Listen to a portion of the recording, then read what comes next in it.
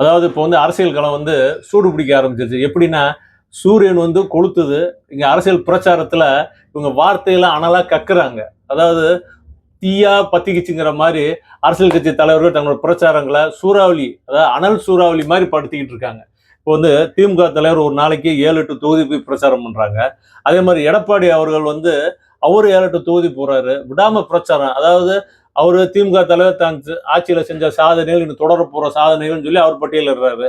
அவரு எடப்பாடி அவர்கள் என்ன சொல்றாரு? அ இவங்க செஞ்ச ஆட்சியில இவ்வளவு இப்ப தவறு இருக்கு. நாங்க வந்து சரி பண்ணுவோம்னு அவரு சொல்றாரு. சீமான் சொல்றாரு, யாருமே வேணா நான் வந்து எல்லாத்துக்கும் ஒரு அரசாங்க வேலை கொடுப்பேன்னு சொல்லி அவரு பேசுறாங்க. அதே மாதிரி தாவேகா தலைவர் போறாரு. அவரும் போறாரு. எப்படி போறாரு? ஃபிளைட்ல போறாரு, இறங்குறாரு, போறாரு, பேசுறாரு, வர்றாரு. இன்னைக்கு பாத்தீங்கன்னா இந்த ஒரு வீடியோ பார்த்த மாதிரி இருந்துச்சு. சைக்கிள்ல போறாரு. திடீர்னு பார்த்தா கூட்டம் பின்னாடி அலை அலையா அடிச்சுக்கிட்டு இருக்கு. டக்குன்னு பார்த்தா ஒரு ஒரு கட்டத்துல சைக்கிளை விட்டுட்டு டக்குன்னு கேரவனுக்குள்ள ஏறிடுறாரு.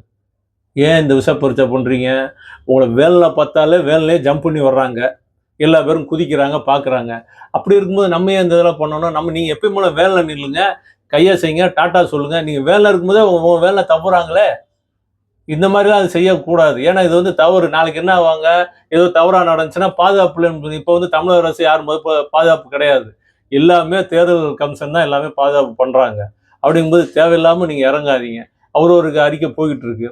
இப்போ வாக்காளர் மக்கள் இங்கிட்டு சசிகலா, ராமதாஸ் ஒரு கூட்டணி. ஏகப்பட்ட கூட்டணி இருக்குங்க. மக்கள் வாக்களிக்கும் போகும்போது என்ன யோசிக்கணும்? திமுக தலைவர் தான் செஞ்ச சாதனையை சொல்றாரு, நீ செய்ய போற சாதனையை சொல்றாரு. எடப்பாடி அவர்கள் குற்றச்சாட்டு சொல்றாரு, நான் வந்தா இதை பண்ணுவேங்கிறாரு. சீமான் அவர் ஒரு கருத்து சொல்றாரு, இவர் ஒரு கருத்து சொல்றாரு. ஆனா மக்கள் வந்து என்ன நினைச்சு ஓட்டு போடணுங்கிறது அது உங்களுக்கே தெரியும். ஒவ்வொருத்தங்க ஒரு மனநிலை இருப்பீங்க. இப்ப நம்மளோட ஒரு இது என்னன்னா, இனி நம்ம இந்த ஒரு தடவை ஓட்டு போடுறது 5 வருஷத்துக்கு 5 வருஷத்துக்கு நம்ம வந்து கட்டுக்கோப்பா வச்சு நம்ம வாழ்க்கை தரம் எப்படி உயரணும், என்ன செய்யணுங்கிறதுக்காக பார்க்கறதானே ஒழிய, இது வந்து அவர் வந்து சொன்னதை செஞ்சுருவாரு, இவர் வந்து செஞ்சதை தொடர்ந்துருவாங்க. இப்போ ஒவ்வொருத்தரும் ஒரு கருத்து சொல்லலாம். அவர் வந்து நீங்க எதுவுமே செய்ய வேணாம், நாங்க இருக்கோம் பார்த்துக்கணும் மாதிரி ஒவ்வொரு தலைவரும் சொல்றாங்க.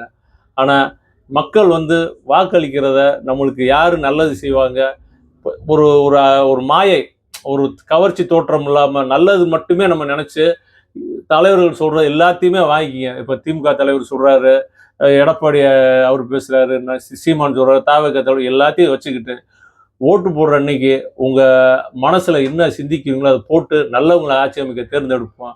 நம்ம தமிழகத்தை வளமான தமிழகமா, நல்ல தமிழகமா உருவாக்குவோம். நன்றி, வணக்கம்.